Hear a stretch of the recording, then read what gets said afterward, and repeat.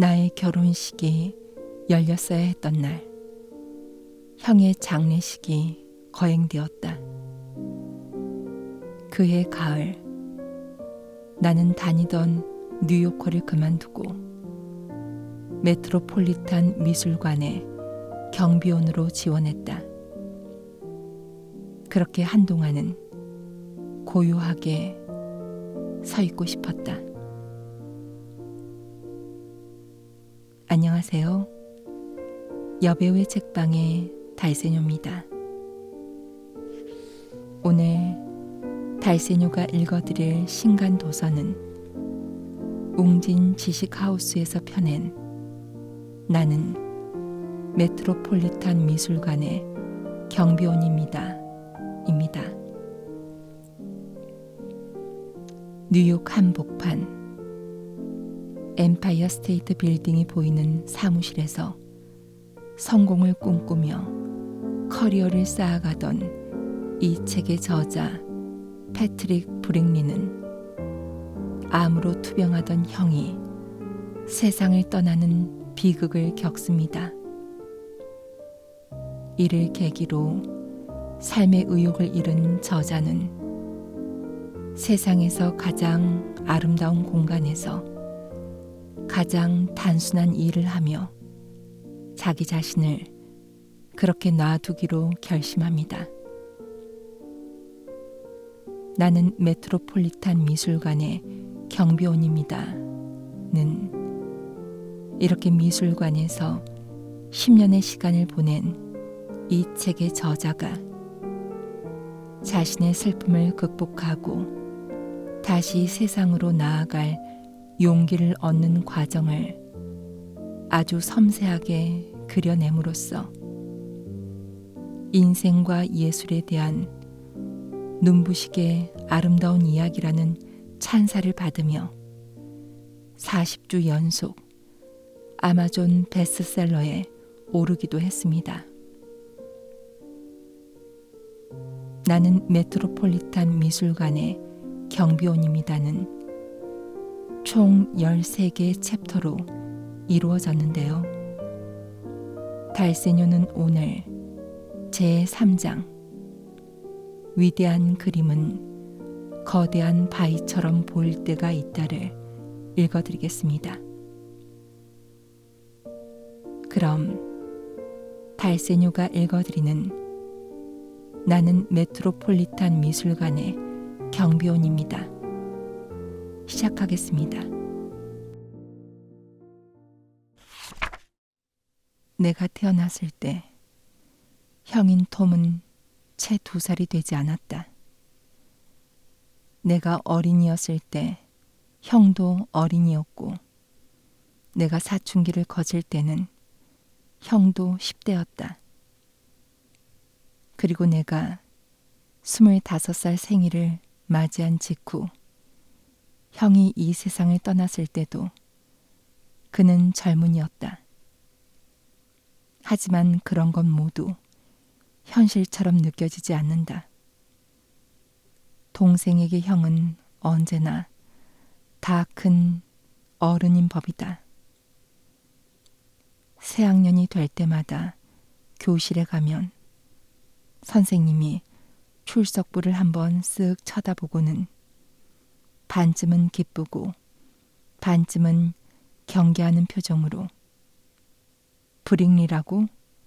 톰 브릭리 동생? 이라고 물었다.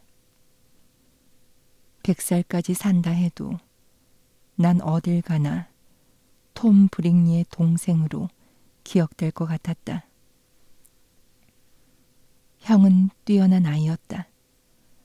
선생님을 기운나게 할 수도 완전히 지치게 할 수도 있었고 중학생 때부터 동네 고등학교에 가서 수학 수업을 받았다. 고등학생이 되어서는 지역 대학교에서 수학을 공부했다. 수학이라면 가르치는 대로 흡수했던 형은 불공평하게도 다른 과목에서까지 뛰어났다. 과제를 내주고 또 내줘도 톰의 눈에서 어때요, 선생님? 이 정도면 괜찮지 않을까요? 하고 묻는 듯한 장난기를 사라지게 할 수는 없었다. 그리고 누구라도 괜찮다고 하지 않을 수 없었다. 형은 명랑하고 인내심 많고 도움이 필요한 사람을 돕고 겸손하고 정상적인 아이였다. 뽐내지도 않고 스트레스를 받는 것처럼 보이지도 않았다. 형에게서 비눗방울처럼 뿜어져 나오는 만족스러운 분위기 덕분에 웃음을 터뜨리지 않을 수 없었다. 시간이 많이 흐른 뒤에 순수 수학이 아니라 생물 수학 박사 학위를 받기로 한 이유를 설명할 때도 형은 변함없는 모습을 보여주었다. 내가 이해하기로 형은 살아있는 세포 안에서 액체가 소용돌이치는 방식들을 연구했다. 순수 수학은 물론 굉장히 아름답지. 우아하고 군더더기가 없어. 물리학도 마찬가지고. 하지만 생물학은 우아함과는 거리가 멀지. 완전 엉망진창으로 헝클어져 있어. 패트릭, 정말 믿지 못할 거야. 나도 크리스타의 유기학 교과서를 읽기 전까지는 믿지 않았으니까. 크리스타는 형이 듀크대를 다닐 때 만난 여자친구로 나중에 형의 아내가 됐다. 또 한 번은 잉잉 맥주를 한 잔 마시다가 고개를 들더니 말했다. 진짜 대단한 게 뭔지 알아? 살아있는 모든 것, 그러니까 무당벌레, 세커이아 나무, 마이클 조던, 녹조류 할 것 없이 살아있는 건 모두 단 하나의 세포에서 진화했다는 사실이야. 하지만 그보다도 더 대단한 게 뭐게? 톰의 동생은 그게 뭔지 몰랐다. 바로 그 단 하나의 세포. 당시만 해도 우리는 톰의 왼쪽 다리에 있던 세포 하나가 변이를 거쳐 군대를 일으키고 그를 포위하게 되리라는 걸 알지 못했다. 톰은 몸집이 크고 건강한 사람이었다. 형이랑 몸싸움을 할 때면 형 머리를 뭔가로 후려치고 도망갈 수라도 있으면 성공이라 생각했다. 대학 2군 리그에서 미식 축구 경기를 할 때 센터를 맡은 형이 스냅을 못하고 스쿼트 자세로 남아있는 도중 팀원들이 부정 출발을 하게 되면서 큰 혼란이 벌어진 적이 있었다. 경기가 끝나고 형은 미안한 표정으로 어깨를 으스게 보이면서도 장난스럽게 손가락을 들며 이렇게 말했다. 근데 주심 판정이 틀렸어. 주심이 오프사이드, 공격수 전부 반칙이라고 했잖아. 센터는 제외라고 말했어야 했어. 톰은 2003년 가을 대학원에 가기 위해 뉴욕으로 이사를 했고 2005년 여름에 결혼을 했다. 건강한 몸으로 같은 뉴욕 하늘 아래 살았던 그 2년 동안 우리는 아마 한 달에 한 번쯤 만났을 것이다. 물론 형보다는 대학 친구들을 더 자주 본 셈이지만 형은 내 대학 친구가 아니었다. 조급할 필요가 없었다. 형과 내 아이들은 사촌이 될 것 아닌가. 결혼식이 끝나고 형은 왼쪽 허벅지에서 이상한 감각을 느꼈다. 그해 11월에 종양 제거 수술을 받았고 방사선 치료와 화학요법이 계속됐지만 그럼에도 불구하고 2007년 1월 암이 폐에 전이되었다는 진단을 받았다. 형이 건강하지 않은 상태로 뉴욕에서 함께 산 2년 8개월 동안 도시 자체가 변한 것처럼 느껴졌다. 대학에 다니는 동안 뉴욕은 레코드 가게와 싸구려 식당, 워싱턴 스퀘어의 분수대로 이루어진 도시였다. 두서없고 오색 찬란하고 낭만적인 도시. 젊은 연인들이 서로의 손을 잡고 걷는 도시였다. 대학을 졸업하고 업타운으로 거점을 옮긴 내게 뉴욕은 마천루, 옐로캡, 멋진 거리와 유명한 건물들이 가득한 도시이자 뒤처지지 않으려면 어떻게든 발 디딜 곳을 찾아야만 하는 도시였다. 그러다가 형이 병에 걸렸다. 뉴욕은 하루아침에 암병동의 병실과 형의 퀸스 아파트만 남은 도시가 되었다. 형의 아파트. 이제 눈을 감고 형을 떠올리면 언제나 퀸스에 있다. 형은 너덜너덜한 종이 더미를 무릎에 올려놓은 채 낡은 빨강 소파에 앉아 있다. 텔레비전에는 야구 경기가 중계된다. 형은 암 때문에 야위었고 머리숱도 거의 잃은 상태다. 나는 형네 집에 와 있고 누이 미아도 함께였다. 어머니와 아버지도 와 계셨지만 저녁이 되면서 이제는 익숙해진 호텔방으로 돌아간 후다. 톰은 종이 더미에서 눈을 떼지 않은 채 데드라인 전에 수학 문제 풀이를 끝내려고 애쓰고 있는데 다들 자꾸 말을 걸어 방해를 한다. 형은 그렇게 아픈 와중에도 결국 박사 논문을 완성했다. 하지만 괜찮다. 형은 사람들이 방해하는 걸 좋아한다. 형, 내가 말한다. 나는 별 필요도 없는 긴 이야기를 시작해서 세세한 부분까지 하나하나 말하면서 길게 끈다. 어느 누구보다도 형한테 그런 이야기를 하는 것이 좋고 형도 그걸 너무 좋아하고 나도 그걸 매우 즐기기 때문이다. 형은 몸을 젖혀 소파에 기댄 채로 내 이야기를 듣는다. 마치 머리가 둔해서 내 말을 못 알아듣기라도 하는 듯 내가 마음껏 이리저리 돌려 말하며 수다를 떠는 여유를 누릴 수 있도록 기꺼이 시간을 내어준다. 그게 그 아파트에서 형의 모습이었다. 병을 앓고 있지만 그 상황에 익숙해져서 생기는 평화로움에 우리도 젖어 있었다. 그래서 어느 날 오후 매우 당황한 크리스타 형수의 전화를 받고 놀랄 수밖에 없었다. 형의 상태가 급속도로 이유를 알 수 없이 나빠지고 있었던 것이다. 내가 달려갔을 때 형은 겁에 질려 있었다. 신경과로 데려가세요. 형의 주치의가 전화로 말했다. 지금 가세요. 진료 예약 같은 건 걱정 마시고 차에 태워서 지금. 나는 형의 왼팔을 내 어깨에 둘러 부축하면서 택시가 오기를 기다렸다. 칙칙한 병원 대기실에서 나는 형에게 게토레이 한 병을 건넸다. 형은 자기가 뚜껑을 열 힘이 없다는 사실을 깨닫고는 잉크 묻은 왼손으로 주먹을 쥐고 병뚜껑을 계속해서 내리쳤다.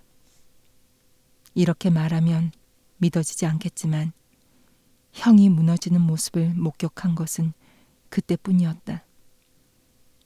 자가 면역 체계의 문제로 밝혀진 그 위기는 넘겼지만 형은 그로부터 며칠 후 눈을 깜빡일 힘도 없을 정도로 약해졌다.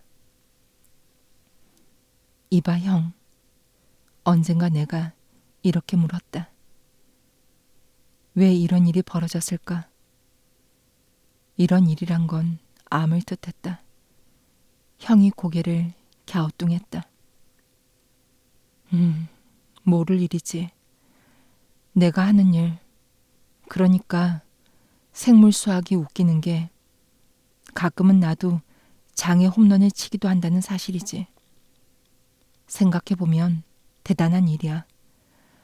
멋들어진 순수 수학뿐 아니라 우리가 관찰과 본능을 통해 알고 있는 것들이 실제로 자연을 정확하게 설명하고 있다는 걸 깨달을 때가 있거든.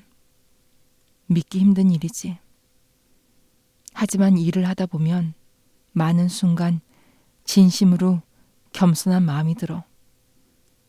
연조직 육종으로 말하자면 왜 그런 일이 벌어지는지 아는 사람은 아무도 없어.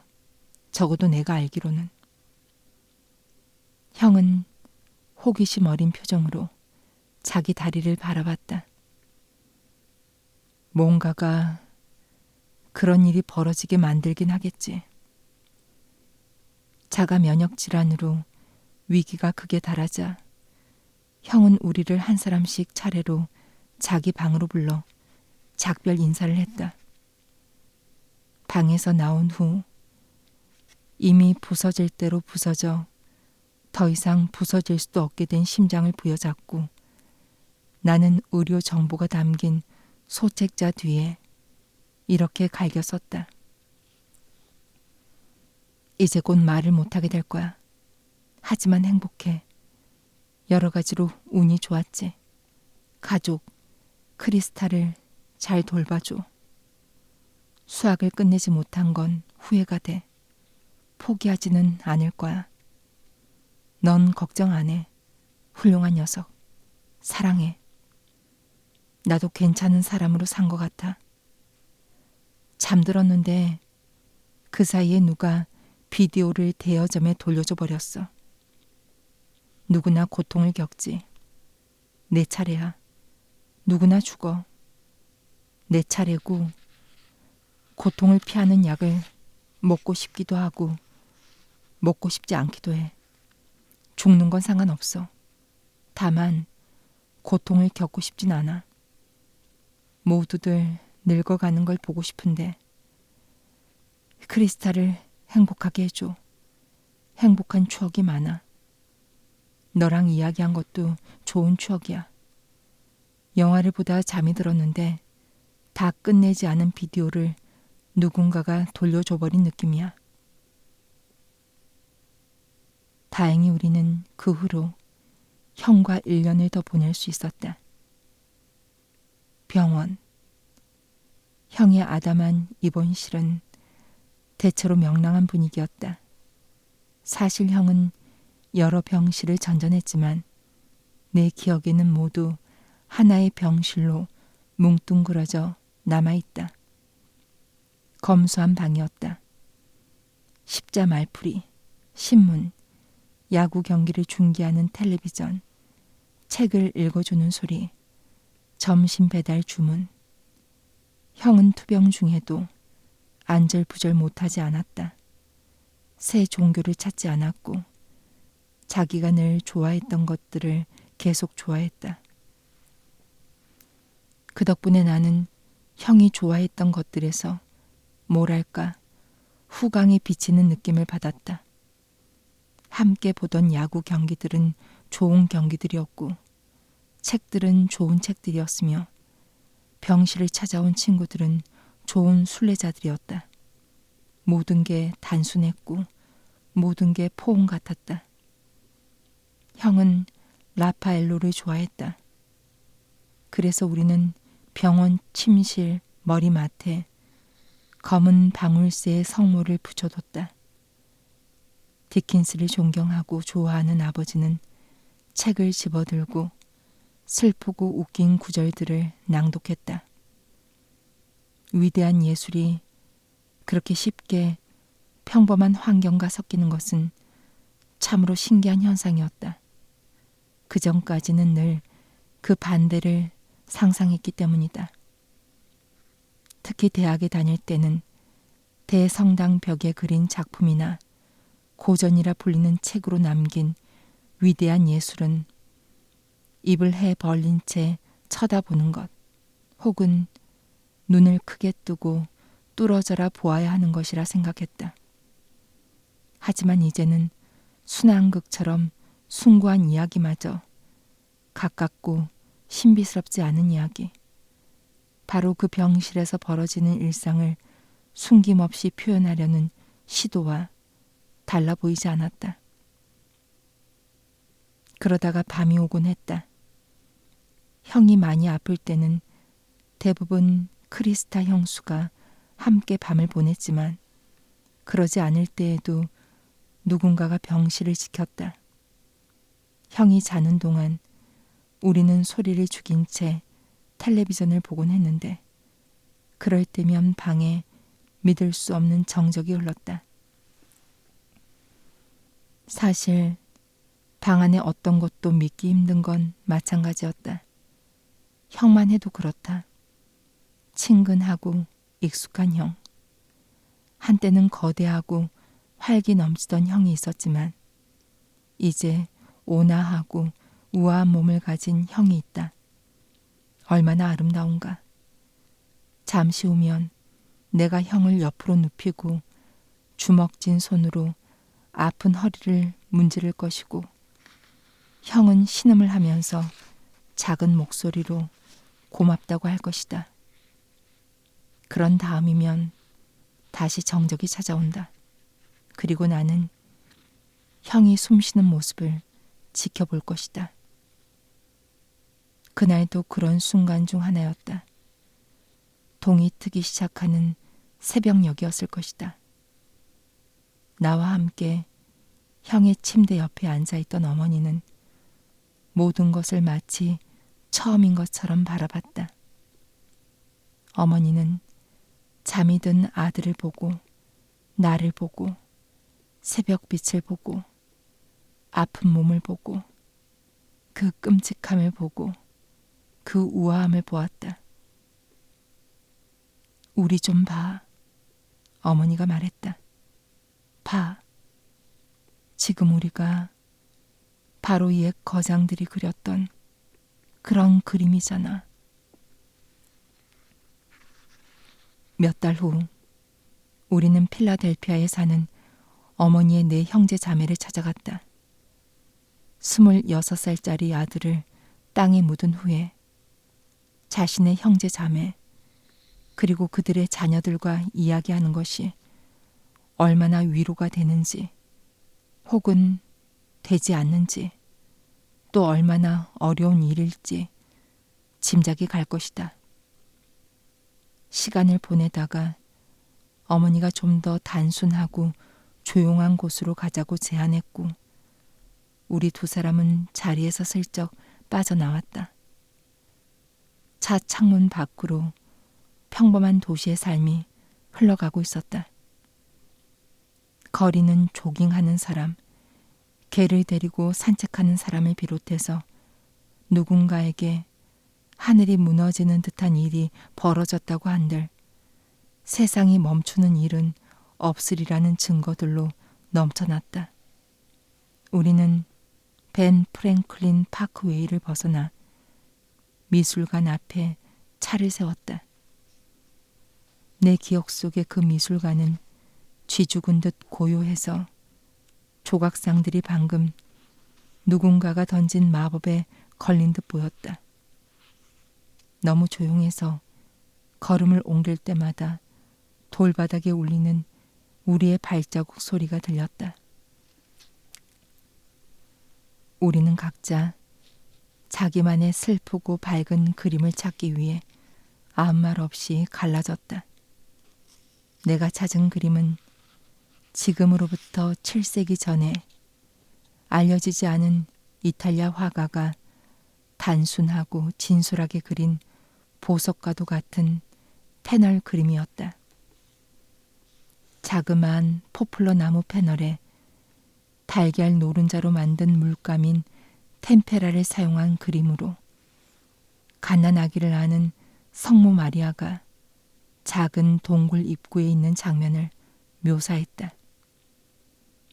기쁨의 별이 머리 위에서 빛나고 현자들과 천사들이 이 광경을 목격하고 경배하기 위해 모여 있었다. 마리아는 주위의 소란이 전혀 들리지 않는 듯 구유에서 평화롭게 잠들어 있는 조용한 아기에게 시선을 고정하고 있었다. 이런 테마의 장면을 경배라고 부르는데 나는 그 아름다운 단어를 마음에 품었다. 그런 순간에 생겨나는 애정어린 숭배의 마음을 표현하기 위해 참 유용한 단어라는 생각이 들었다. 이런 이미지 앞에서 우리는 말문을 잃고 말랑말랑해진다. 누구나 자고 있는 아이나 연인, 떠오르는 태양, 혹은 어쩌면 성스러운 유물이나 죽은 지 오래된 이탈리아인이 곱게 그려낸 그림을 보면서 그런 느낌을 받은 적이 있을 것이다. 형이 두 손을 꼭 쥐고 용감하게 고통을 참아내는 모습을 보면서 그 느낌 말고는 다른 감정이 거의 들지 않았다.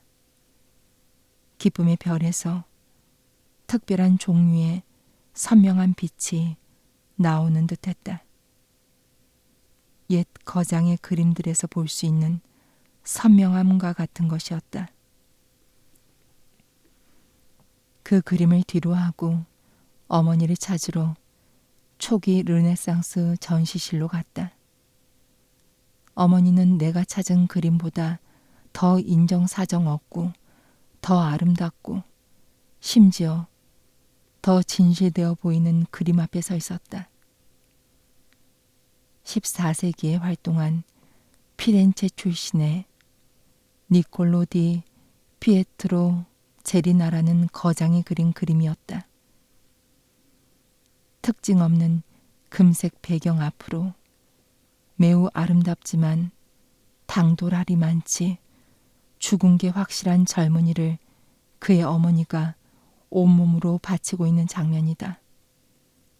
마치 아들이 살아있는 것처럼 그를 껴안고 있는 어머니를 그린 이 그림은 통곡 혹은 피에타라고 부르는 장르에 속한다. 어머니는 늘 잘 울었다. 결혼식에서나 영화관에서나 눈물을 흘리곤 하는 사람이었지만 이번엔 달랐다. 두 손으로 얼굴을 감싼 채 어깨가 흔들리고 있었다.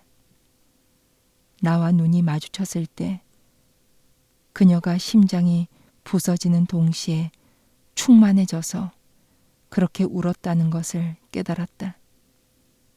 그 그림이 어머니 안에 사랑을 깨워서 위안과 고통 둘 다를 가져다 주었기 때문이었다. 우리는 경배를 할 때 아름다움을 이해한다. 통곡을 할 때 삶은 고통이다라는 오래된 격언에 담긴 지혜의 의미를 깨닫는다. 위대한 그림은 거대한 바위처럼 보일 때가 있다. 말로 표현하기에는 너무 냉혹하고 직접적이며 가슴을 저미는 바위 같은 현실 말이다. 한두 시간쯤 흘렀을까? 튼튼한 바위 기반처럼 느껴지는 미술관을 떠나 그 너머에서 존재감을 뽐내며 펼쳐진 소위 현실 세계로 돌아갈 시간이었다. 부모님과 누이 미아는 비행기를 타고 시카고로 돌아갔다. 나는 암트랙 기차를 타고 새로운 고향 뉴욕으로 향했다. 내 나이 25이었다. 모든 의미에서 어디를 갈지 갈피를 잡지 못한 채로 미드타운의 분주한 행인들 틈에 섞였다. 운 좋게 얻은 전도 유망한 직장이 있는 마천루의 사무실로는 더 이상 돌아가고 싶은 마음이 들지 않았다. 세상 속에서 앞으로 나아가기 위해 애를 쓰고 꾸역꾸역 긁고 밀치고 매달려야 하는 종류의 일은 할 수가 없었다. 난 누군가를 잃었다. 거기서 더 앞으로 움직이고 싶지 않았다. 어떤 의미에서는 전혀 움직이고 싶지 않았다. 필라델피아 미술관에서는 침묵 속에서 빙빙 돌고 서성거리고 다시 돌아가고 교감하고 눈을 들어 아름다운 것들을 보면서 슬픔과 달콤함만을 느끼는 것이 허락되었다. 지친 승객들을 가득 태우고 브루클린을 향해 달리는 지하철의 흔들림에 몸을 맡겼다. 그러다 한 생각이 머릿속에서 형태를 갖추기 시작했다. 오랫동안 나는 뉴욕의 훌륭한 미술관에서 일하는 사람들을 눈여겨봐왔다. 보이지 않는 사무실에서 일하는 큐레이터들이 아니라 구석마다 경계를 늦추지 않고 서 있는 경비원들 말이다. 그들 중 한 사람이 되면 어떨까? 해결책이 이렇게 간단해도 되는 것일까? 앞으로 나아가기만 하는 세상에서 빠져나가 온종일 오로지 아름답기만 한 세상에서 시간을 보낸다는 속임수가 과연 가능한 것일까? 브루클린의 5번가를 따라 걸으면서 멕시코 식당 대여섯 개를 지나 엘리베이터도 없는 건물 3층에 있는 집에 도착했다. 문에 열쇠를 넣고 돌릴 즈음에는 모든 것이 놀라울 정도로 간단하게 느껴졌다. 그렇게 2008년 가을 메트로폴리탄 미술관에서 일을 시작했다.